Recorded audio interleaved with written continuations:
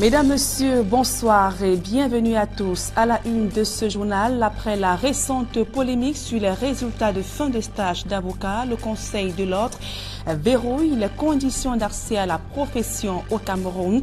Des réformes sont en cours d'élaboration à Yaoundé.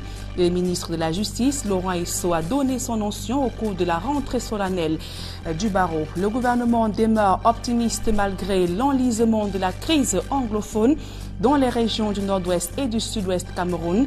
Il projette des résultats meilleurs cette année 2018 au Cameroun. Le ministre des Enseignements secondaires a présidé hier une réunion d'évaluation de l'année scolaire et ce sujet meublera la deuxième partie de ce journal. La structuration de la dette des pays africains inquiète les bailleurs de fonds et la configuration de cette dette pourrait donc conduire les pays du continent à une nouvelle crise économique si les mesures urgentes ne sont pas prises. Le sujet est d'ailleurs à l'ordre du jour des réunions du printemps FMI et de la Banque mondiale à Washington. Des précisions dans ce journal avec notre envoyé spécial Cédric Noufili. Voilà pour le sommaire.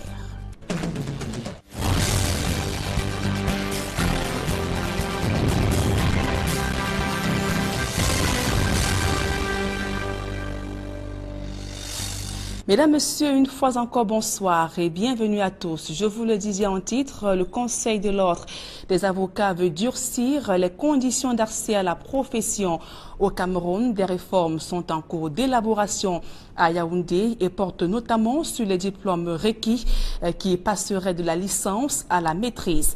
Et des réformes présentées ce jour au garde des Sceaux, Laurent Isso, en a profité pour féliciter le barreau pour le déroulement des examens de fin de stage d'avocat. Le compte rendu de Marcelin Gansop et d'Emmanuel Diop. Le plaidoyer que vous venez de prononcer avec force et conviction. Sa réaction était attendue suite à la polémique qui enfle au sujet des résultats de l'examen d'entrée au barreau face aux avocats réunis dans le cadre de leur entrée solennelle. Le garde des Sceaux a pris fait et cause pour le jury que présidait le bâtonnier, Maître Jackson Nyekamga. Monsieur le bâtonnier, nous en avons souvent parlé et je saisis cette occasion pour vous dire toute mon appréciation sur la bonne organisation du dernier examen. Le jury que vous présidiez, monsieur le bâtonnier, a fait montre de la rigueur que les pouvoirs publics attendent. Je voulais l'encourager à préserver dans ces efforts qui contribuent à renforcer la crédibilité d'un corps qui, dans l'intérêt de la justice, ne peut être qu'un corps d'élite. Dans la foulée, l'on apprend que les conditions d'accès à la profession d'avocat seront de plus en plus rudes.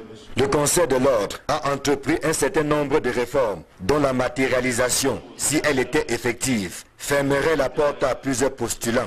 Par exemple, il est envisagé que seuls les titulaires d'au moins une maîtrise aient désormais voix au chapitre. La profession d'avocat évolue et la loi de 1990 qui la régit se trouve dépassée à bien des égards. La profession d'avocat s'apprend.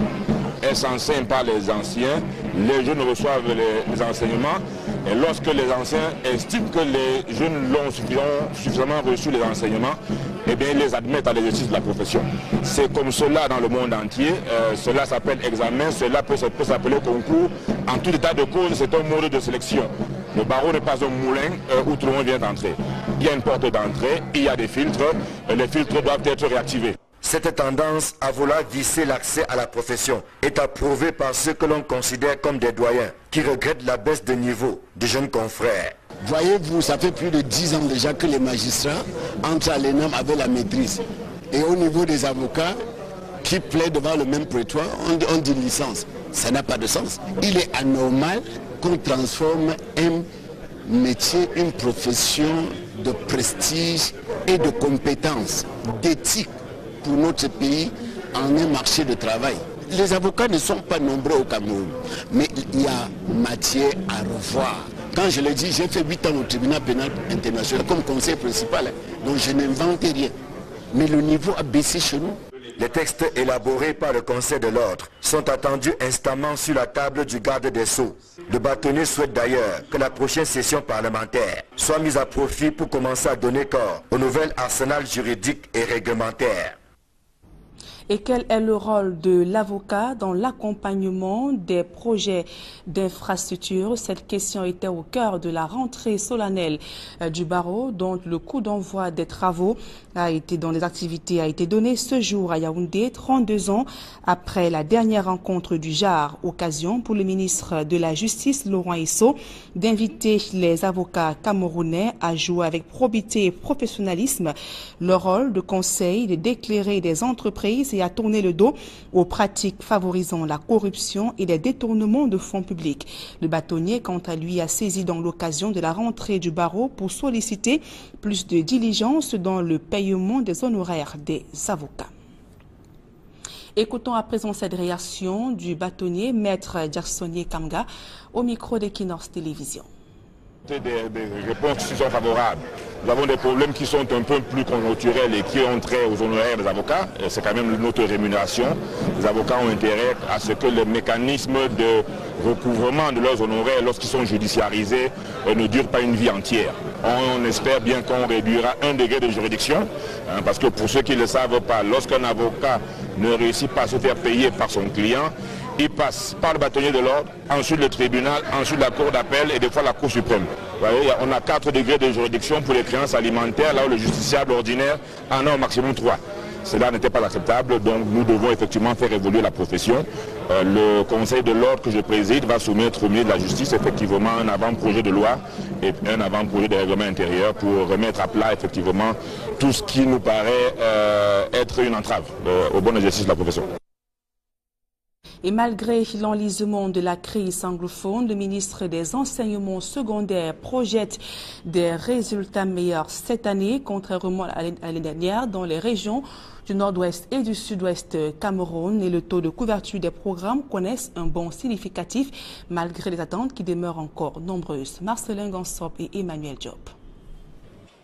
Contrairement à la même période de l'année dernière, le taux de couverture des programmes affiche des résultats assez satisfaisants dans les régions du nord-ouest et du sud-ouest. En termes de statistiques, nous voyons que les établissements qui fonctionnent effectivement au nord-ouest et au sud-ouest sont à près de 70% de taux de couverture, contrairement à l'année dernière où nous étions à 8% en ce qui concerne le sud-ouest et 15% en ce qui concerne le nord-ouest. Ces résultats nous réconfortent un peu, mais nous savons que nous avons encore à faire.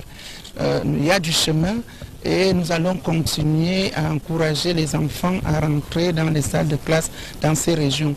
Une embellie corroborée par le délégué régional des enseignements secondaires pour le sud-ouest, qui dresse un bilan mi-figue, mi-raisin. Dans le sud-ouest, nous avons 2 catégories d'institutions qu'on est en train de gérer pour le moment. Les établissements qui sont pleinement fonctionnels, il y a la sérénité dans ces établissements-là.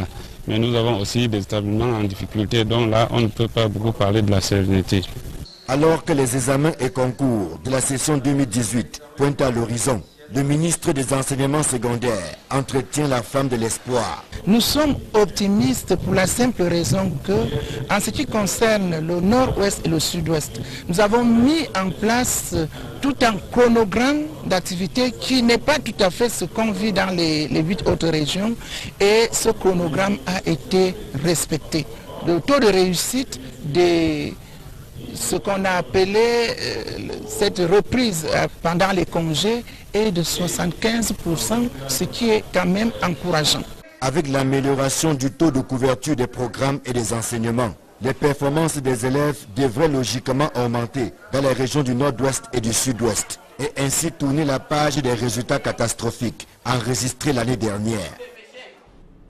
Et toujours dans ce chapitre, le défi de la professionnalisation des enseignements universitaires au Cameroun. Les 3e assises consacrées à la question se sont ouvertes hier à Yaoundé et le ministre de l'Enseignement supérieur associe le JICAM pour des résultats meilleurs. Élisée Borbar et Guy Zogo. Pour beaucoup, la professionnalisation des enseignements universitaires au Cameroun est un vœu pieux. Mais le ministère de l'Enseignement supérieur croit et espère le contraire en multipliant les initiatives sur ce terrain. C'est le cas avec la tenue à Yaoundé des 3e assises de la professionnalisation des enseignements universitaires. Sur le thème général enseignement supérieur et défis de l'économie du savoir, les 8 universités d'État et les instituts d'enseignement supérieur sont soumis à une évaluation de cette question. Les troisièmes assises visent à faire le point sur la professionnalisation dans nos institutions universitaires, mais également pour répondre à la thématique enseignement supérieur et défis de l'économie du savoir. Cela sous l'œil du JICAM qui est associé à l'événement. Nous avons, dans la première séquence que vous venez de voir, invité le président du JICAM, c'est-à-dire le groupement patronal, pour nous donner le point de vue des organisations professionnelles par rapport aux activités de professionnalisation qui sont menées à l'université. Après 3 jours de travaux qui porteront entre autres sur la place des professionnels et des ordres professionnels, sur l'insertion des diplômés des filières professionnelles au Cameroun et sur les projets structurants et ouverture des filières professionnelles, l'heure sera aux recommandations. La mise à la disposition des acteurs d'un ensemble de normes qui vont désormais régir le mécanisme de professionnalisation dans nos institutions universitaires, mais également un ensemble de recommandations qui visent à mieux adapter le maillage entre le monde, le milieu socio-professionnel et nos institutions universitaires. Mais après 3 éditions de ce chantier de la professionnalisation des enseignements universitaires, la maigreur des résultats est frappante et appelle à rentrer effectivement dans le vif de la professionnalisation. En santé, depuis le mois d'août 2017, plus de 2582 patients ont bénéficié des chirurgies diverses dans le cadre de l'opération humanitaire Mercy Ships. On l'a appris ce jour à Douala lors d'une visite interministérielle sur le bateau hôpital pour faire le point alors que la mission s'achève dans un mois. Farel Bounia et Sylvestre Hippolyte Zangao. Donc nous reviendrons sur ce reportage certainement. Avant la fin de ce journal, le temps de signaler que la Commission nationale de délivrance de la carte de presse durcit le ton. Bientôt, les journalistes détenteurs de ce précieux sésame ne seront plus autorisés à couvrir les grands événements au Cameroun. La Commission, qui a examiné certains dossiers d'obtention hier de la carte de presse, hier mercredi à Yaoundé, annonce également la publication des noms des journalistes autorisés à exercer auprès des services de sécurité ainsi que organismes internationaux. Aïe Cyril et Joël Sengue. Saltant en perspective pour les journalistes non détenteurs de la carte de presse au Cameroun. Ils pourraient avoir des difficultés à couvrir certains événements, notamment la CAN 2019. Vous savez que pour demander une accréditation à la CAF ou à la FIFA, il faut d'abord prouver que vous êtes journaliste. Et nous nous ferons fort, comme nous l'avons déjà fait pour certaines missions diplomatiques, de leur adresser notre fichier de ceux qui sont considérés au regard de la loi comme journalistes au Cameroun à ce jour. J'ai indiqué à la secrétaire permanente d'adresser également au cabinet civil de la présidence de la République le fichier des journalistes titulaires de la carte de presse et également aux instances qui s'occupent de la sécurité avec les spécimens. La commission de délivrance de la carte de presse est réunie en session ordinaire à Yaoundé. Sur sa table, de nombreux dossiers de demande d'obtention de la carte de presse. Nous avons examiné ce matin 60 dossiers. Nous en avons rejeté 12. Nous avons admis directement 28 dossiers. Nous avons émis des réserves. Nous avons accepté des dossiers sous réserve de complément. Pièce d'identification des journalistes et auxiliaires au Cameroun. La carte de presse apporte également des avantages à son détenteur. Notre partenaire Orange a mis à leur disposition une flotte qui permet aujourd'hui aux journalistes de communiquer sans avoir besoin de débourser quelques frais que ce soit, ou tout au moins une modique somme. Ils disposent d'Internet à haut débit et ils peuvent acquérir également le matériel de communication à un prix bonifié auprès de la société Orange Cameroun. Nous venons de conclure également avec la compagnie Bruxelles Airlines qui accorde une réduction substantielle de l'ordre de 15% sur l'achat des billets pour tous les journalistes titulaires de la carte de presse. Depuis la prise de fonction des membres actuels de la commission de délivrance de la carte de presse il y a 2 ans, 1142 dossiers au total ont été examinés. La commission se félicite de ce chiffre, d'autant qu'il se situe au-dessus de la barre de 1000, qui était le chiffre escompté dès le départ. À moins d'un an du coup d'envoi de la CAN 2019 au Cameroun, une question taraude les esprits de l'opinion nationale, celle de savoir si la région de l'Ouest Cameroun abritera effectivement une poule de cette compétition. Les habitants de cette partie du pays sont inquiets au regard de l'avancement des travaux. État des lieux de quelques chantiers dans ce reportage de Jean-Paul Chouniat et Dalastiana. Les attributs de la Coupe d'Afrique des Nations 2019 remis au Cameroun. De nombreux habitants de Bafoussam doutent encore de l'accueil d'une poule de cette compétition dans la région. La physionomie de la ville et l'évolution des différents chantiers routiers ne les rassurent pas du tout. Mais quand vous regardez l'état d'avancement des chantiers dans la ville de Bafoussam, ça nous inquiète, mais comme les entrepreneurs, les ingénieurs disent qu'ils peuvent, si on ne meurt pas avant le temps, on va voir. L'évolution des travaux, c'est vrai, c'est lent. Le taux de pourcentage de réalisation n'est pas assez élevé, mais on se dit surtout que c'est peut-être parce que le financement n'est pas encore sûr. Les routes ne sont pas faites, mais on est en train de faire. Avant, on avait un peu négligé, mais pour le moment, quand les travaux viennent, bon. Les routes, plein de cassis. Où est la route? Pour arriver ici à Kwekon. Vous savez combien on souffre? Si, à proximité du stade Omnisport de Bafoussam-Kwekon, ouvriers et engins sont à pied d'œuvre pour matérialiser les fondations du stade annexe. L'aménagement des parkings et autres commodités intérieures n'ont toujours pas démarré. Où est le garage? L'année passée, j'étais ici sur une saison de pluie. On peut garer où là? Sur la boue là? Il n'y a pas de place. Mais le Cameroun, comme avait dit le président, risque d'être prêt le jour dit. Mais pour le moment, le Cameroun n'est pas prêt. Parmi les sites retenus pour abriter les stades d'entraînement, le mythique stade Bamendi est en phase de terrassement. Tout comme l'ancien stade Omnisport Toquette, autrefois dans la broussaille, affiche aujourd'hui un visage de régénérescence. Mais sa fermeture prochaine inquiète l'avenir des pratiquants de sport pour tous. Nous avons peur qu'après la coupe, on dise que le sport pour tous n'entre plus au stade. Mais je ne pense pas, parce que le ministre comprend l'importance de notre mouvement sportif pour la santé des populations. Face aux doutes et inquiétudes des habitants de la région, le gouverneur de l'Ouest se veut très rassurant sur l'achèvement de tous les chantiers dans de meilleurs délais. Les uns et les autres doivent être objectifs pour admettre qu'il y a quelque chose de positif qui se passe dans la ville de Bafoussam. Je crois que les travaux sont effectifs. Même là, les aveugles vont entendre le mouvement des engins.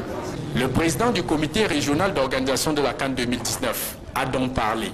Tous les fans de foot et des Lions indomptables n'attendent plus que la fin du compte à rebours pour savoir si, effectivement, la région de l'Ouest abritera ou pas une poule de la CAN Cameroun 2019. On parle de toute autre chose à présent. Le difficile accès au financement plombe l'essor des PME au Cameroun. Les responsables d'établissements financiers font savoir que plusieurs projets sont peu porteurs au manque de garanties suffisantes. La deuxième édition de la Pan-African Project Management a permis de lever un pan de voile sur la question. Reportage. Les banques en zone CEMAC et en Afrique ne prêtent pas assez alors qu'elles sont en situation de surliquidité, a-t-on coutume d'entendre, pour indiquer qu'il y a de l'argent oisif dans les établissements bancaires et autres institutions financières. Un mythe de la surliquidité bancaire qui persiste depuis des années. Dans ce contexte, les difficultés les plus criardes pour les porteurs de projets et investisseurs résident dans le financement des investissements. Ces projets requièrent des financements de longue durée qui ne sont pas facilement mobilisables du fait des risques importants associés. De fait, l'accès au financement des investissements, qui plus est pour les PME, apparaît alors comme une véritable gageure quand on sait que même en situation de surliquidité, les banques sont réticentes. Une réticence qui plombe le développement des PME, mais qui, de l'avis de la quasi-totalité des experts, se justifie par la faible structuration de ces entreprises ou de leurs projets d'investissement. Ce qui se caractérise par une absence de plan d'affaires et naturellement une capacité limitée d'autofinancement qui ne permet pas de couvrir leurs besoins prioritaires d'investissement. Sachez que personne ne fait un projet pour perdre. Il est très important de comprendre que pour les financiers, quels qu'ils soient, les banques commerciales, les banques de développement, le document de base qu'ils ont, n'est-ce pas, c'est l'étude de faisabilité, c'est le business plan, c'est-à-dire c'est le rapport bancable qui doit leur apporter les réponses nécessaires, n'est-ce pas, pour apaiser les réponses relatives aux risques qui entourent le projet. Très souvent, on prend son projet, on la met sur le banquier, mais le banquier ne pouvant pas, en fait, ne pouvant pas voir comment vous allez gérer les éléments de risque, seulement ne finance pas. Bon, vous parlez du contexte de surliquidité. Il peut être en situation de surliquidité, mais si vous lui apportez un projet auquel il ne comprend rien, notamment en termes, n'est-ce pas, d'asymétrie d'information, il ne le fera pas. Une première explication peut être, pour certains promoteurs qui n'expliquent pas le paradoxe qui existe dans certains cas entre l'oisiveté des ressources financières dans les coffres des banques et institutions financières et l'absence ou la rareté de financement dont souffrent les PME. Plusieurs entrepreneurs évoquent leur incapacité à fournir des garanties jugées onéreuses que leur réclament les banques.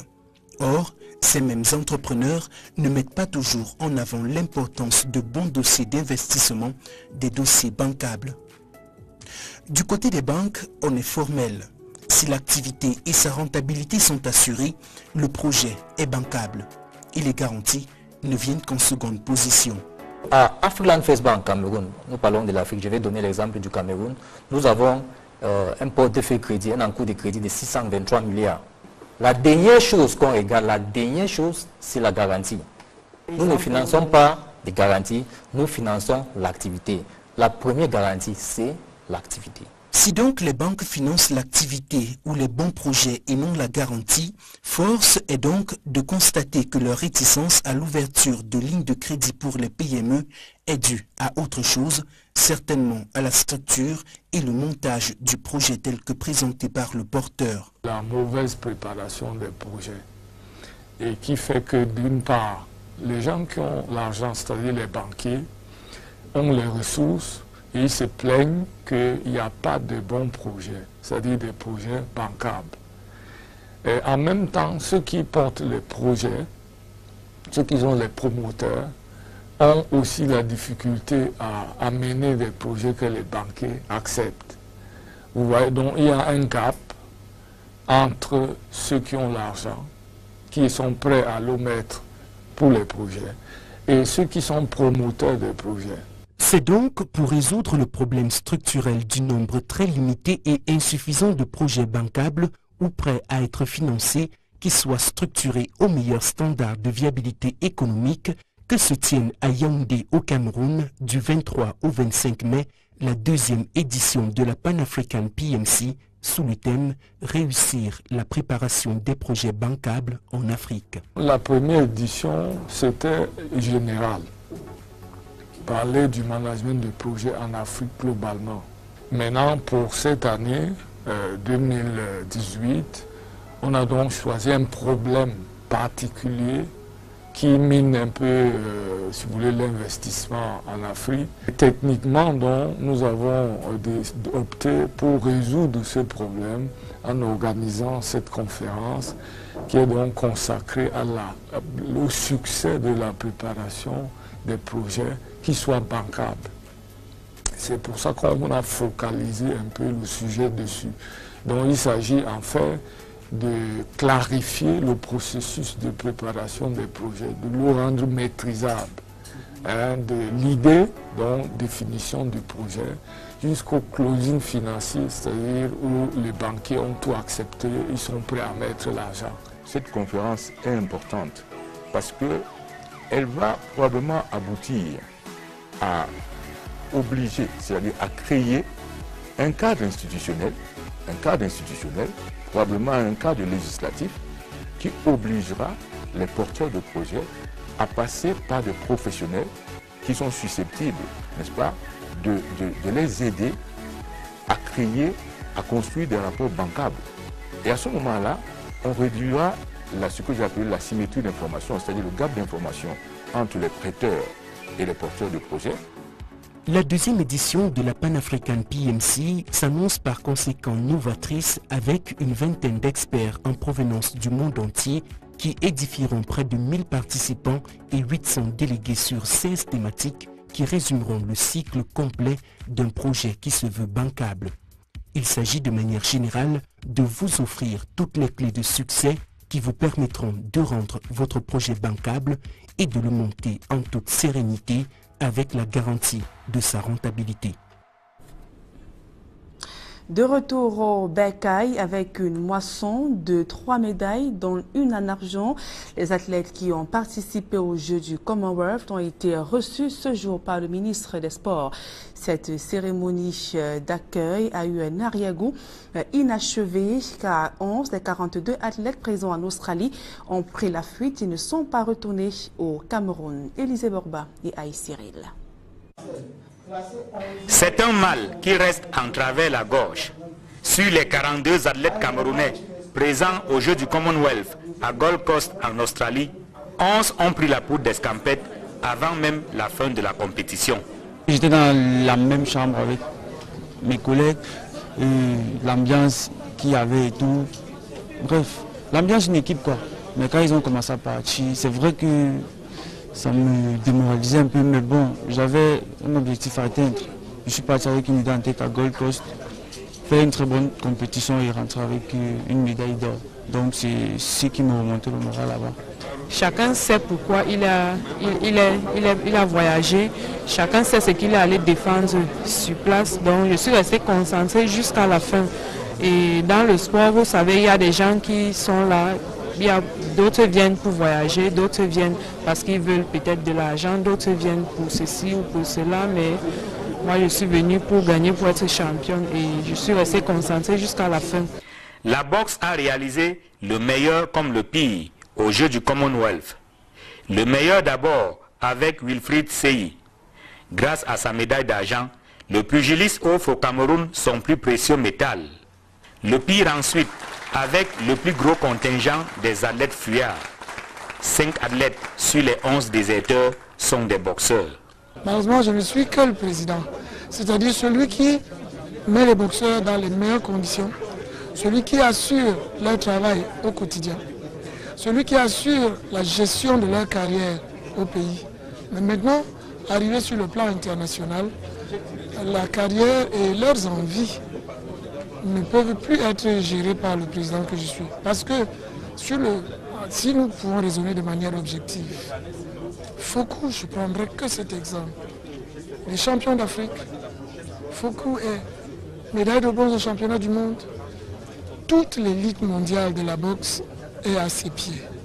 Un doigt accusateur est pointé sur les mauvaises conditions de travail qui amènent les athlètes camerounais à prendre la clé des champs une fois en compétition à l'étranger.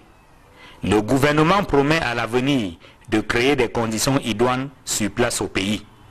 Nous avons apprécié votre courage, votre engagement patriotique dans la défense du drapeau de votre pays avec dignité et honneur.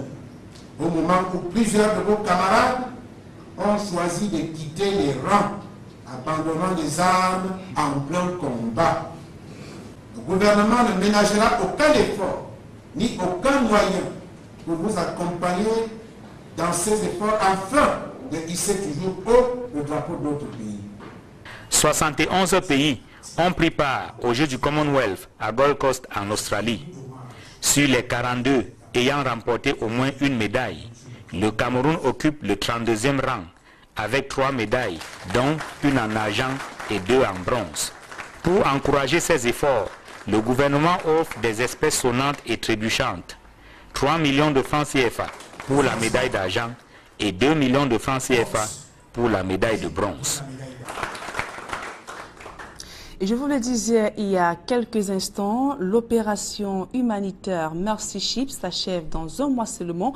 Et depuis le mois d'août 2017, 2582 malades ont bénéficié des chirurgies diverses. On a appris ce jour au cours de la visite d'une délégation interministérielle sur le bateau hôpital. Farel Bounia et Sylvestre Zangaou. Sous des applaudissements, la petite Karine est brandie comme un trophée par son père. Âgée aujourd'hui de 3 ans, elle est née avec des pieds beaux, une malformation des os. Désemparés, ses parents se sont immédiatement mis à la recherche d'une solution pour réparer cette malformation. C'est alors qu'ils sont reçus par l'équipe de l'opération humanitaire Mercy Ship. Elle a été appréciée le 9 janvier 2018. Et sans vous mentir, je suis satisfait déjà à l'évolution. Aujourd'hui, très heureux, très ému avec ce que je vois, parce que ça fait une très grande différence avec ce que j'ai eu au départ. Aujourd'hui là, Mercy Ship est en train de vous montrer la grande preuve. La petite Karine fait partie des 327 enfants qui ont bénéficié de chirurgies diverses depuis le mois d'août 2017.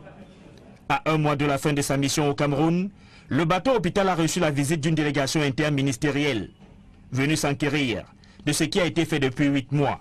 Imprégné, Bella Bouba Maïgari, le ministre du Tourisme et des Loisirs, représentant le Premier ministre, a salué la qualité du travail effectué pour apporter la santé à tous ces malades retenus pour cette opération. Eh bien, d'après ce qui nous a été dit, présenté, le bilan est plus que satisfaisant, très encourageant, parce que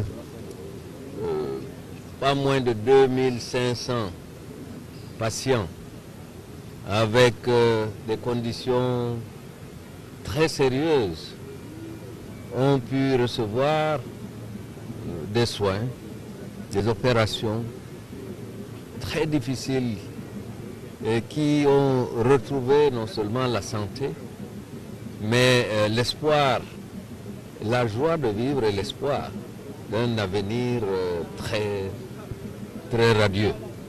Du 16 août 2017 au 19 avril 2018, ce sont exactement 2582 chirurgies multiformes qui ont été effectuées par les spécialistes de Mercy Ship. Mais il n'y a pas que les malades qui ont bénéficié de cette expertise. Des médecins camerounais ont également bénéficié des renforcements de leurs capacités. Nous avons gagné sur beaucoup de plans. Premièrement, sur le plan chirurgical, comme tout chirurgien, nous avons eu une réelle amélioration de nos capacités en apprentissage. C'est d'abord le besoin de tout chirurgien. Apprendre, apprendre et apprendre toujours pour mieux opérer, pour mieux donner. Secondairement, nous avons beaucoup appris encore de la relation avec nos patients, comme on l'a dit, qui sont vraiment des nécessités et qui ont besoin encore d'une plus grande affectivité, d'une plus grande proximité. Et nous l'avons appris sur ce bateau parce que c'est un bateau vraiment humanitaire qui a une dimension d'amour assez poussée. Troisièmement, nous avons appris, comme je l'ai dit, des limites aussi de notre système de santé.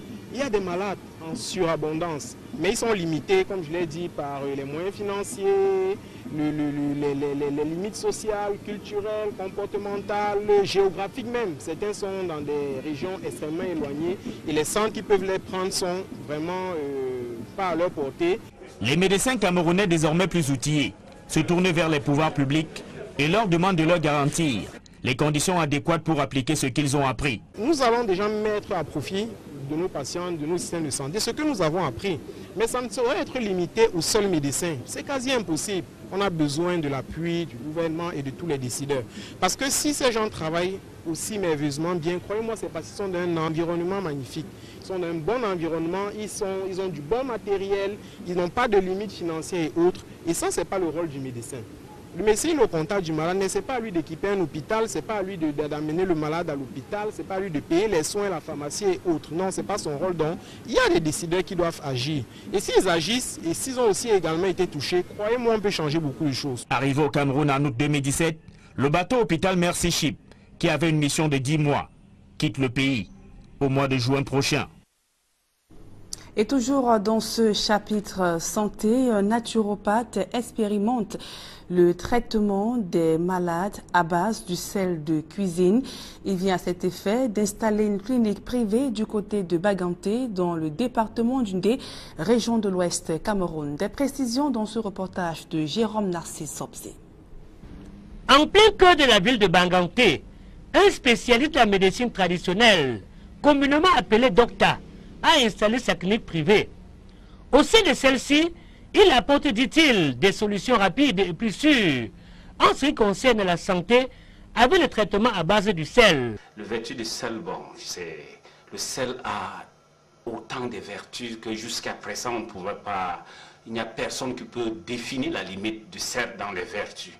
En ce qui concerne les expériences que je menais scientifiquement et avec des expériences diverses, les études que j'ai faites, les expériences que je fais, bon, depuis 27 ans, j'ai trouvé que le sel, et le simple sel de cuisine, avait des vertus capables, n'est-ce pas, de soulager la plus grande de nos des problèmes qui gangrènent notre société. Et que, bon, à ce niveau, c'est à la portée de tout le monde, des petits comme des grands, des riches comme des pauvres. Et je peux vous assurer que ça fait des merveilles.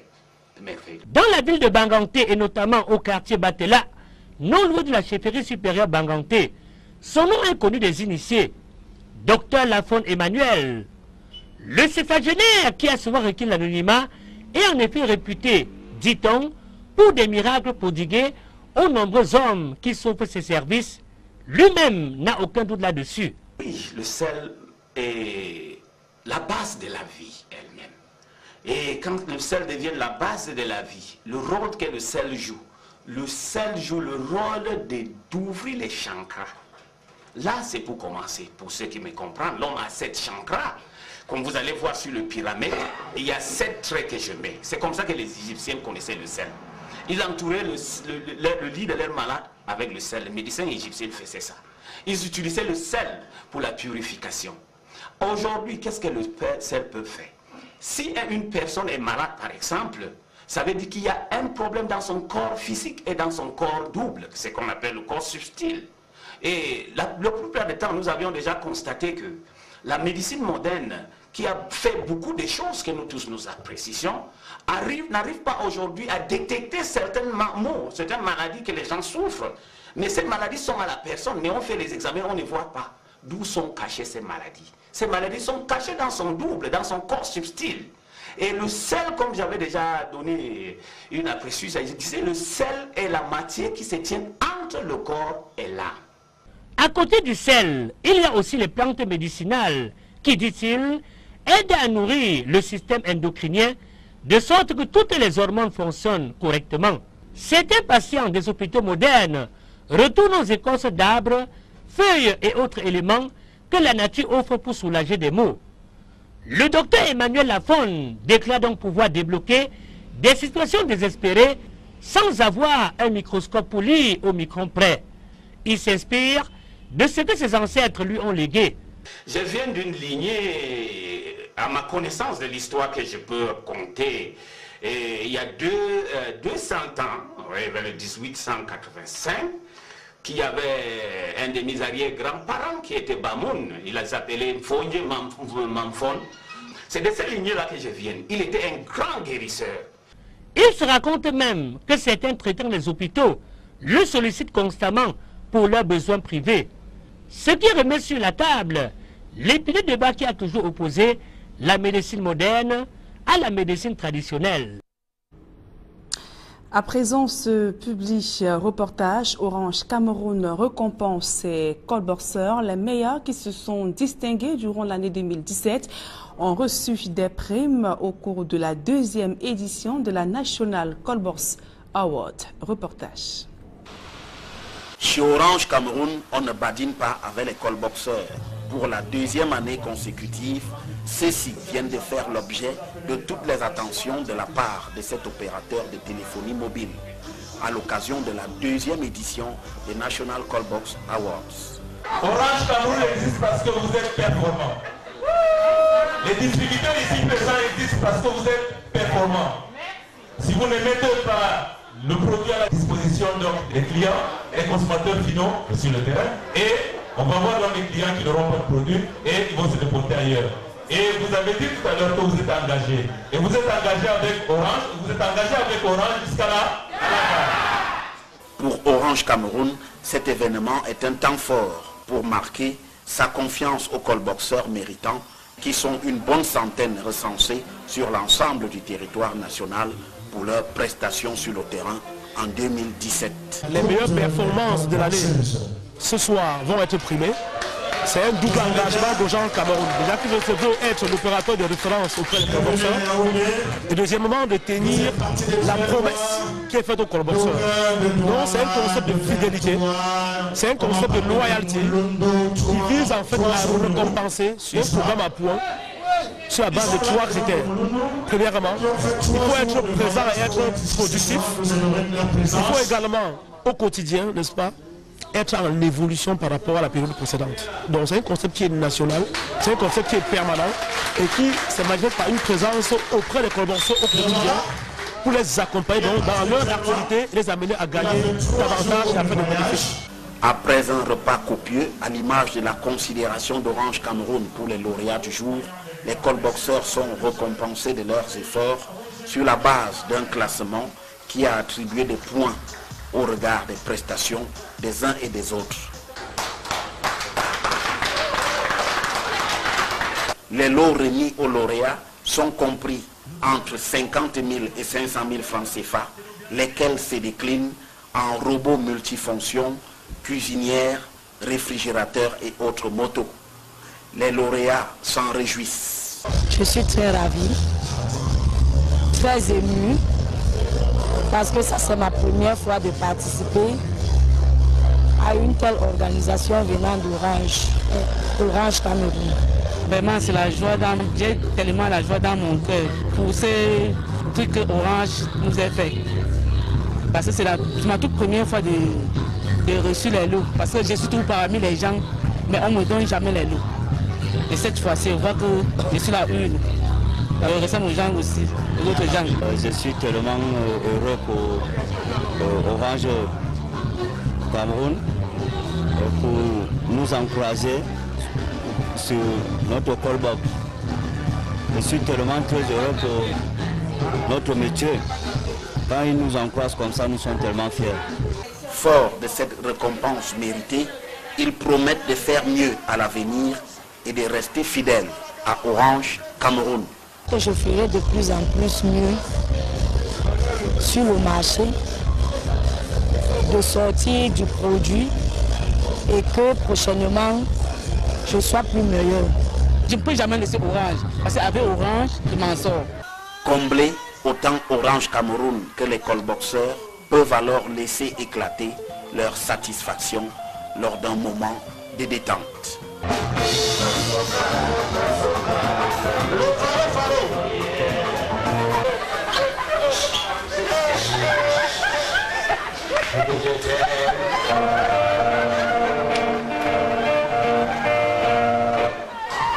Devant cette relation fusionnelle avec les callboxeurs, Orange Cameroun affirme ne pas douter qu'il s'agisse d'un partenariat gagnant-gagnant. Donc c'est un partenariat win-win pour nous, qui nous permet de faire que les callboxeurs soient toujours contents de vendre et de représenter notre marque, parce que nous disons nous sommes la marque leader et notre concept c'est être l'opérateur de référence. Une vraie belle histoire dont on ne se lasse pas. Callboxeur! Callboxeur avec Orange! On reprend ça. Avant de refermer ce journal, nous mettons le cap sur Washington pour retrouver notre envoyé spécial Cédric Noufélé et qui suit pour nous ces réunions du printemps du FMI et de la Banque mondiale. La dette, le surendettement des pays africains, d'ailleurs l'une des préoccupations de ces assises et la structuration de cette dette présente la germe d'une nouvelle crise économique si rien n'est fait. Et les experts se penchent sur la question et pour en savoir davantage, suivons ce reportage. Notre envoyé spécial, Cédric Noufélé à Washington. Washington, les politiques américaines décidées à la Maison-Blanche continuent de cristalliser l'attention du Fonds monétaire international. La révision du code fiscal américain est certes en train de soutenir l'économie de la première puissance mondiale, mais la dette pourrait, elle, atteindre 110% du produit intérieur brut américain d'ici 2020. Le moniteur des finances publiques du FMI tire la sonnette d'alarme sur le niveau record de la dette dans le monde, 164 milliards de dollars en 2016, c'est plus de 105% du PIB mondial et le niveau de la dette publique est historiquement élevé depuis la Deuxième Guerre mondiale. Le FMI qui pense que cette augmentation de la dette mondiale est liée à la Chine qui en détient 40%. Mais le fardeau de la dette pèse davantage sur les pays à faible revenu, notamment dans les pays africains. Selon le FMI, environ 6 pays africains sont exposés à un niveau élevé de surendettement.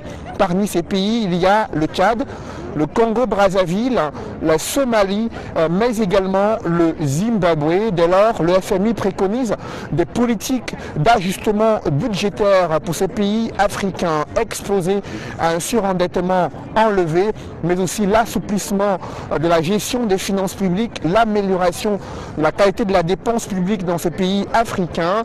Ces mesures peuvent-elles être implémentées dans ces pays africains où il y a de sérieux problèmes de gouvernance qui se posent avec acuité? Cette question centrale doit être abordée durant ces réunions du printemps du FMI et la Banque mondiale. Ici, à Washington, Cédric Noufélé, envoyé spécial Equinox Télévision. Merci à vous, Cédric Noufélé, qui suit ces réunions du printemps et du FMI ainsi que de la Banque mondiale. C'est avec d'ailleurs vous que nous refermons ce journal. Mesdames et messieurs, merci pour nous avoir suivis et passé d'agréables moments en compagnie de nos programmes.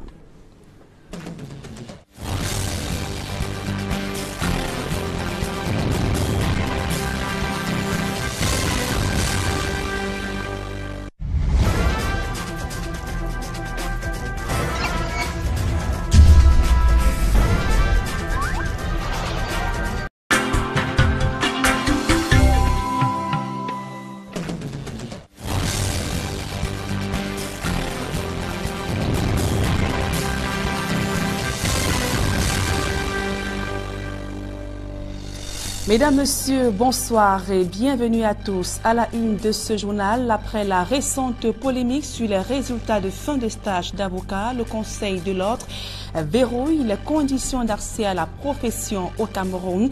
Des réformes sont en cours d'élaboration à Yaoundé.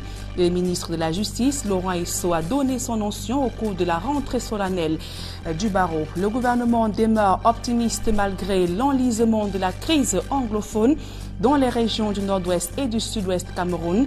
Il projette des résultats meilleurs cette année 2018 au Cameroun. Le ministre des Enseignements secondaires a présidé hier une réunion d'évaluation de l'année scolaire et ce sujet meublera la deuxième partie de ce journal.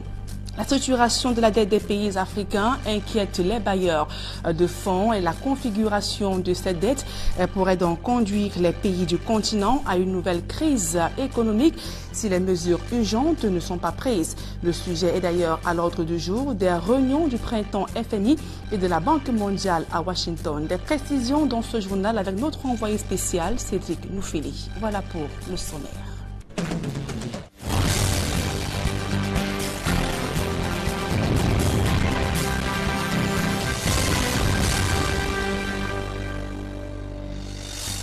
Mesdames, Messieurs, une fois encore, bonsoir et bienvenue à tous. Je vous le disais en titre, le Conseil de l'ordre des avocats veut durcir les conditions d'accès à la profession au Cameroun. Des réformes sont en cours d'élaboration à Yaoundé et portent notamment sur les diplômes requis qui passeraient de la licence à la maîtrise.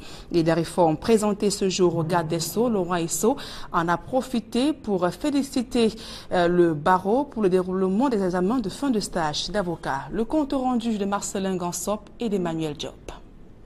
Le plaidoyer que vous venez de prononcer avec force et conviction. Sa réaction était attendue suite à la polémique qui enfle au sujet des résultats de l'examen d'entrée au barreau face aux avocats réunis dans le cadre de leur entrée solennelle. Le garde des Sceaux a pris fait et cause pour le jury que présidait le bâtonnier, Maître Jackson Nyekamga. Monsieur le bâtonnier, nous en avons souvent parlé et je saisis cette occasion pour vous dire toute mon appréciation sur la bonne organisation du dernier examen Le jury que vous présidiez, M. Bâtonnier, a fait montre de la rigueur que les pouvoirs publics attendent.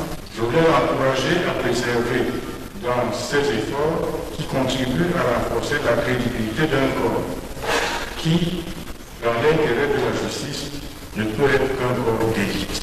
Dans la foulée, l'on apprend que les conditions d'accès à la profession d'avocat seront de plus en plus rudes. Le Conseil de l'ordre a entrepris un certain nombre de réformes dont la matérialisation, si elle était effective, fermerait la porte à plusieurs postulants. Par exemple, il est envisagé que seuls les titulaires d'au moins une maîtrise aient désormais voix au chapitre. La profession d'avocat a évolué et la loi de 1990 qui la régit se trouve dépassée à bien des égards. La profession d'avocat s'apprend. Elle s'enseigne par les anciens, les jeunes reçoivent les enseignements et lorsque les anciens estiment que les jeunes l'ont suffisamment reçu les enseignements, eh bien ils les admettent à l'exercice de la profession. C'est comme cela dans le monde entier, cela s'appelle examen, cela peut s'appeler concours. En tout état de cause, c'est un mode de sélection. Le barreau n'est pas un moulin où tout le monde vient d'entrer. Il y a une porte d'entrée, il y a des filtres, les filtres doivent être réactivés. Cette tendance à vouloir visser l'accès à la profession est approuvée par ceux que l'on considère comme des doyens, qui regrettent la baisse de niveau de jeunes confrères. Voyez-vous, ça fait plus de 10 ans déjà que les magistrats entrent à l'ENAM avec la maîtrise. Et au niveau des avocats qui plaident devant le même prétoire, on dit licence. Ça n'a pas de sens. Il est anormal qu'on transforme un métier, une profession de prestige et de compétences, d'éthique pour notre pays en un marché de travail. Les avocats ne sont pas nombreux au Cameroun, mais il y a matière à revoir. Quand je l'ai dit, j'ai fait 8 ans au tribunal pénal international comme conseiller principal, donc je n'invente rien. Mais le niveau a baissé chez nous. Les textes élaborés par le Conseil de l'ordre sont attendus instamment sur la table du garde des Sceaux. Le bâtonnier souhaite d'ailleurs que la prochaine session parlementaire soit mise à profit pour commencer à donner corps au nouvel arsenal juridique et réglementaire. Et quel est le rôle de l'avocat dans l'accompagnement des projets d'infrastructure? Cette question était au cœur de la rentrée solennelle du barreau, dont le coup d'envoi des travaux dans les activités a été donné ce jour à Yaoundé, 32 ans après la dernière rencontre du JAR. Occasion pour le ministre de la Justice, Laurent Esso, d'inviter les avocats camerounais à jouer avec probité et professionnalisme leur rôle de conseil, d'éclairer des entreprises et à tourner le dos aux pratiques favorisant la corruption et les détournements de fonds publics. Le bâtonnier, quant à lui, a saisi dans l'occasion de la rentrée du barreau pour solliciter plus de diligence dans le paiement des honoraires des avocats. Écoutons à présent cette réaction du bâtonnier, maître Jacksonier Kamga, au micro d'Equinox Télévision. Des réponses qui sont favorables. Nous avons des problèmes qui sont un peu plus conjoncturels et qui ont trait aux honoraires des avocats. C'est quand même notre rémunération. Les avocats ont intérêt à ce que le mécanisme de recouvrement de leurs honoraires lorsqu'ils sont judiciarisés ne dure pas une vie entière.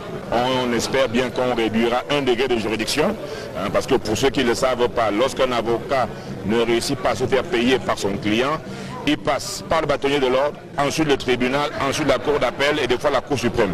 Vous voyez, on a 4 degrés de juridiction pour les créances alimentaires, là où le justiciable ordinaire en a au maximum 3. Cela n'était pas acceptable, donc nous devons effectivement faire évoluer la profession. Le Conseil de l'ordre que je préside va soumettre au ministre de la Justice effectivement un avant-projet de loi et un avant-projet de règlement intérieur pour remettre à plat effectivement tout ce qui nous paraît être une entrave au bon exercice de la profession. Et malgré l'enlisement de la crise anglophone, le ministre des Enseignements secondaires projette des résultats meilleurs cette année, contrairement à l'année dernière, dans les régions du nord-ouest et du sud-ouest Cameroun. Et le taux de couverture des programmes connaissent un bond significatif, malgré les attentes qui demeurent encore nombreuses. Marcelin Gansop et Emmanuel Diop. Contrairement à la même période de l'année dernière, le taux de couverture des programmes affiche des résultats assez satisfaisants dans les régions du nord-ouest et du sud-ouest. En termes de statistiques, nous voyons que les établissements qui fonctionnent effectivement au nord-ouest et au sud-ouest sont à près de 70% de taux de couverture, contrairement à l'année dernière où nous étions à 8% en ce qui concerne le sud-ouest et 15% en ce qui concerne le nord-ouest. Ces résultats nous réconfortent un peu, mais nous savons que nous avons encore à faire. Il y a du chemin et nous allons continuer à encourager les enfants à rentrer dans les salles de classe dans ces régions. Une embellie corroborée par le délégué régional des enseignements secondaires pour le sud-ouest, qui dresse un bilan mi-figue, mi-raisin. Dans le sud-ouest, nous avons deux catégories d'institutions qu'on est en train de gérer pour le moment. Les établissements qui sont pleinement fonctionnels, il y a la sérénité dans ces établissements-là. Mais nous avons aussi des établissements en difficulté, donc là, on ne peut pas beaucoup parler de la sérénité.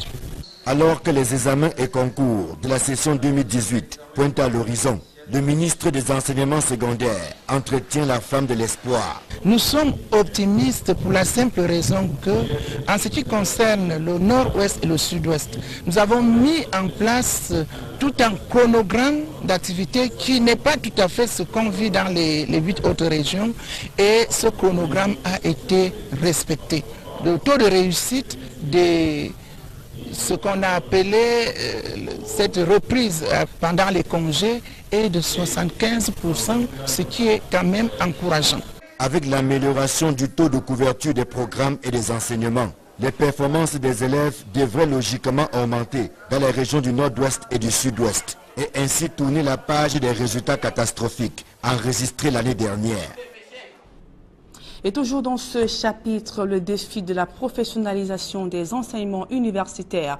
Au Cameroun, les 3e assises consacrées à la question se sont ouvertes hier à Yaoundé et le ministre de l'Enseignement supérieur associe le GICAM pour des résultats meilleurs. Élisée Borbar et Guizogo. Pour beaucoup, la professionnalisation des enseignements universitaires au Cameroun est un vœu pieux. Mais le ministère de l'Enseignement supérieur croit et espère le contraire en multipliant les initiatives sur ce terrain. C'est le cas avec la tenue à Yaoundé des 3e assises de la professionnalisation des enseignements universitaires. Sur le thème général enseignement supérieur et défis de l'économie du savoir, les 8 universités d'État et les instituts d'enseignement supérieur sont soumis à une évaluation de cette question. Les 3e assises visent à faire le point sur la professionnalisation dans nos institutions universitaires, mais également pour répondre à la thématique enseignement supérieur et défis de l'économie du savoir. Cela sous l'œil du GICAM qui est associé à l'événement. Nous avons dans la première séquence que vous venez de voir invité le président du GICAM, c'est-à-dire le groupement patronal, pour nous donner le point de vue des organisations professionnelles par rapport aux activités de professionnalisation qui sont menées à l'université. Après 3 jours de travaux qui porteront entre autres sur la place des professionnels et des ordres professionnels, sur l'insertion des diplômés des filières professionnelles au Cameroun et sur les projets structurants et ouverture des filières professionnelles, l'heure sera aux recommandations. La mise à la disposition des acteurs d'un ensemble de normes qui vont désormais régir le mécanisme de professionnalisation dans nos institutions universitaires, mais également un ensemble de recommandations qui visent à mieux adapter le maillage entre le milieu socio-professionnel et nos institutions universitaires. Mais après 3 éditions de ce chantier de la professionnalisation des enseignements universitaires, la maigreur des résultats est frappante et appelle à rentrer effectivement dans le vif de la professionnalisation. En santé, depuis le mois d'août 2017, plus de 2582 patients ont bénéficié des chirurgies diverses dans le cadre de l'opération humanitaire Mercy Ships. On l'a appris ce jour à Douala lors d'une visite interministérielle sur le bateau hôpital pour faire le point alors que la mission s'achève dans un mois. Farel Bounia et Sylvestre Hippolyte Zangao. Donc nous reviendrons sur ce reportage certainement. Avant la fin de ce journal, le temps de signaler que la Commission nationale de délivrance de la carte de presse durcit le temps. Bientôt, les journalistes détenteurs de ce précieux sésame ne seront plus autorisés à couvrir les grands événements au Cameroun. La commission qui a examiné certains dossiers d'obtention hier de la carte de presse, hier mercredi à Yaoundé, annonce également la publication des noms des journalistes autorisés à exercer auprès des services de sécurité ainsi que organismes internationaux. Aïe Cyril et Joël Sengue. Sale temps en perspective pour les journalistes non détenteurs de la carte de presse au Cameroun. Ils pourraient avoir des difficultés à couvrir certains événements, notamment la CAN 2019. Vous savez que pour demander une accréditation à la CAF ou à la FIFA, il faut d'abord prouver que vous êtes journaliste.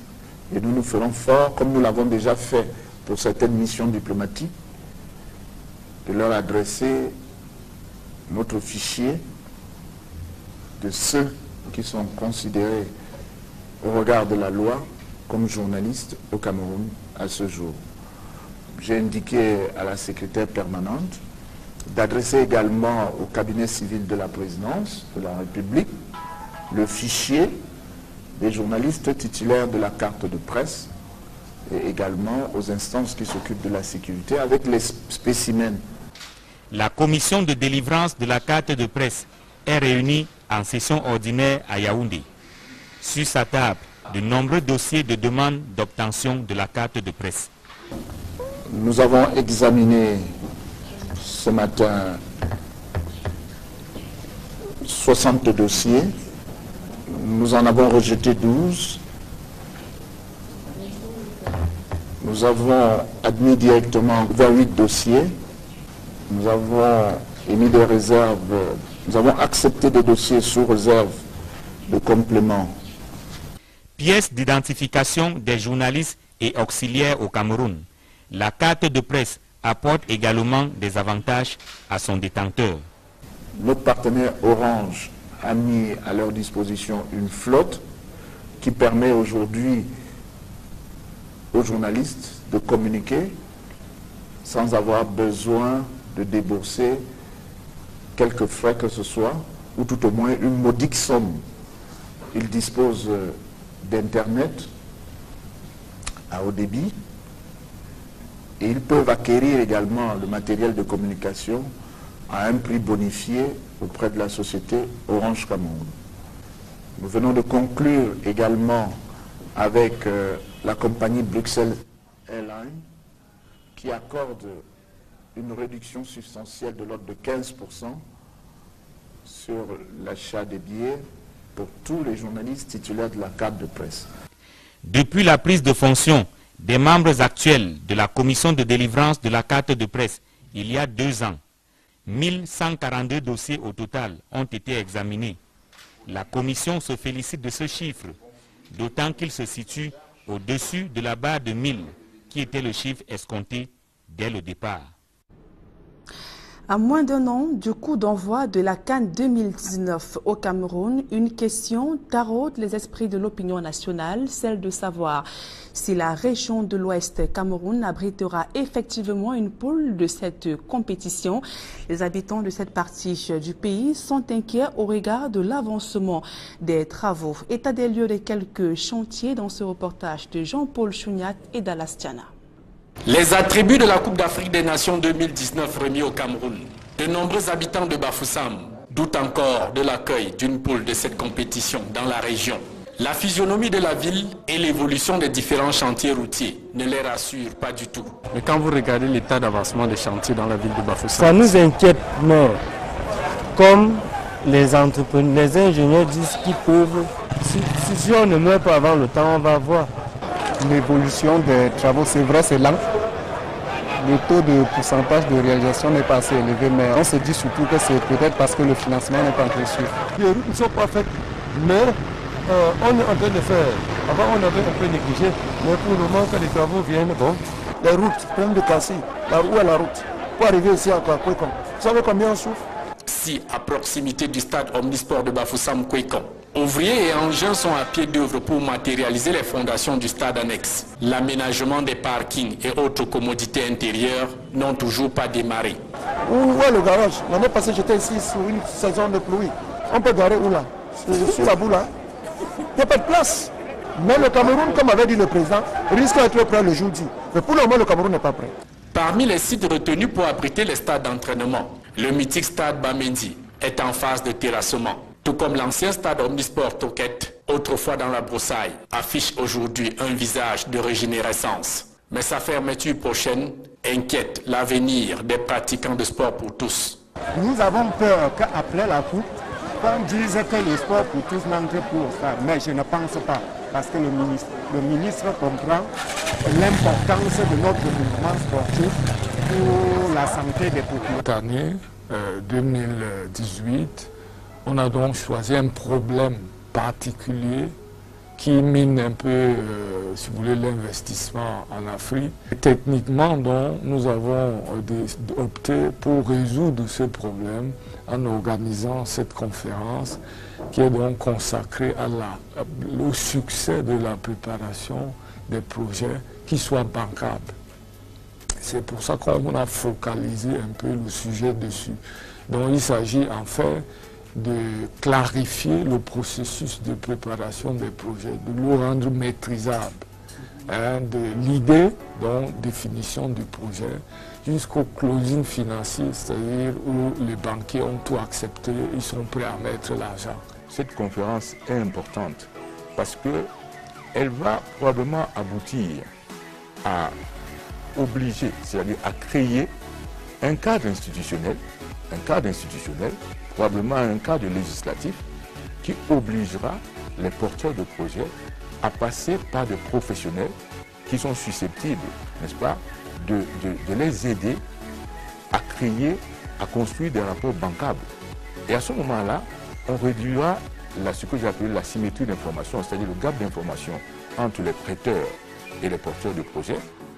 La deuxième édition de la Pan-African PMC s'annonce par conséquent novatrice avec une vingtaine d'experts en provenance du monde entier qui édifieront près de 1000 participants et 800 délégués sur 16 thématiques qui résumeront le cycle complet d'un projet qui se veut bancable. Il s'agit de manière générale de vous offrir toutes les clés de succès qui vous permettront de rendre votre projet bancable et de le monter en toute sérénité avec la garantie de sa rentabilité. De retour au Bercail avec une moisson de 3 médailles, dont une en argent. Les athlètes qui ont participé aux Jeux du Commonwealth ont été reçus ce jour par le ministre des Sports. Cette cérémonie d'accueil a eu un arrière-goût inachevé car 11 des 42 athlètes présents en Australie ont pris la fuite et ne sont pas retournés au Cameroun. Élisée Borba et Aïe Cyril. C'est un mal qui reste en travers la gorge. Sur les 42 athlètes camerounais présents aux Jeux du Commonwealth à Gold Coast en Australie, 11 ont pris la poudre d'escampette avant même la fin de la compétition. J'étais dans la même chambre avec mes collègues, l'ambiance qu'il y avait et tout. Bref, l'ambiance d'une équipe quoi.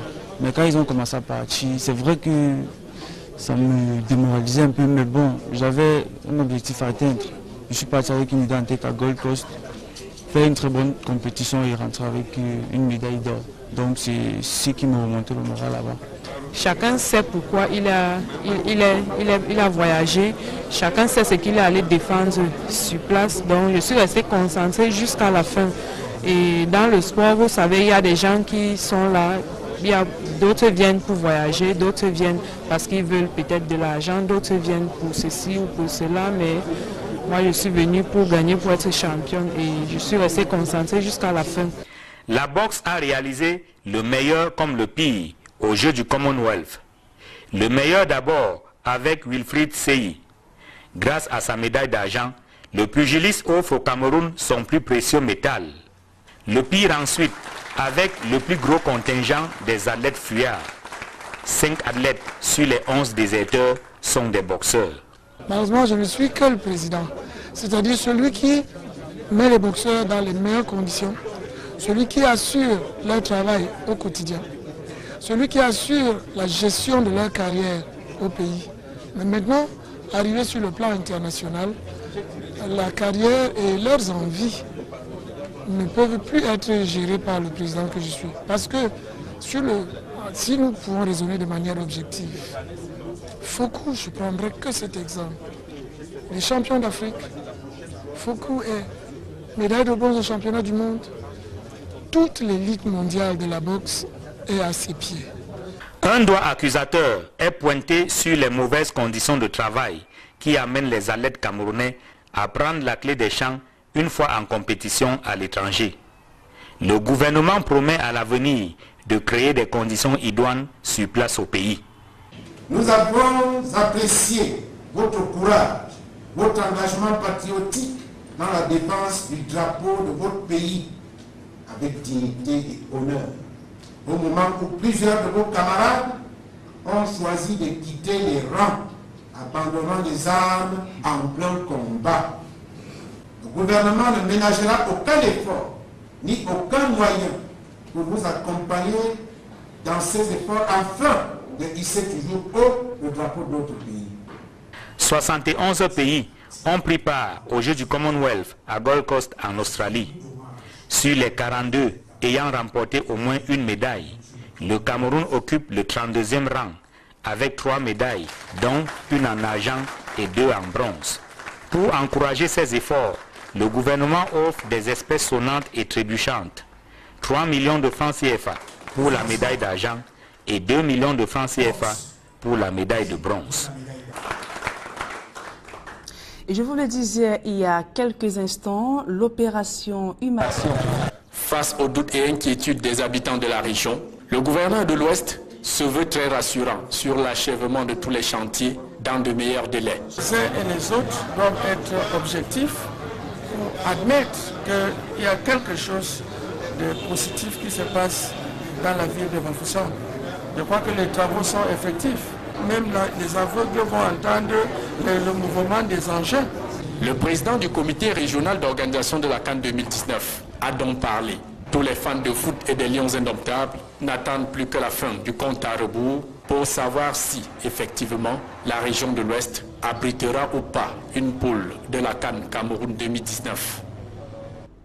On parle de toute autre chose à présent. Le difficile accès au financement plombe l'essor des PME au Cameroun. Les responsables d'établissements financiers font savoir que plusieurs projets sont peu porteurs ou manquent de garanties suffisantes. La deuxième édition de la Pan-African Project Management a permis de lever un pan de voile sur la question. Reportage. Les banques en zone CEMAC et en Afrique ne prêtent pas assez alors qu'elles sont en situation de surliquidité, a-t-on coutume d'entendre, pour indiquer qu'il y a de l'argent oisif dans les établissements bancaires et autres institutions financières. Un mythe de la surliquidité bancaire qui persiste depuis des années. Dans ce contexte, les difficultés les plus criardes pour les porteurs de projets et investisseurs résident dans le financement des investissements.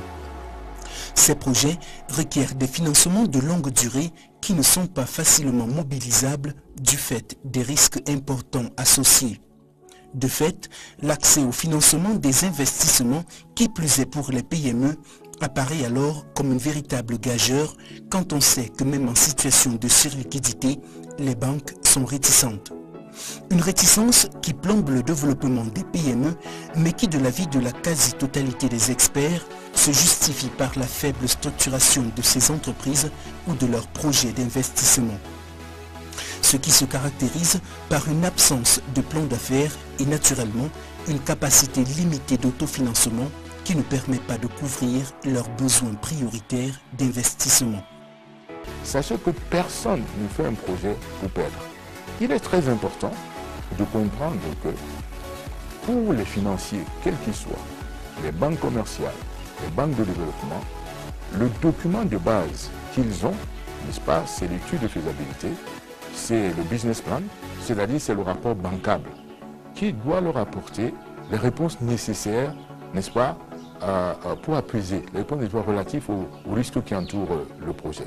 très souvent, on prend son projet, on la met sur le banquier, mais le banquier ne pouvant pas, en fait, ne pouvant pas voir comment vous allez gérer les éléments de risque, seulement ne finance pas.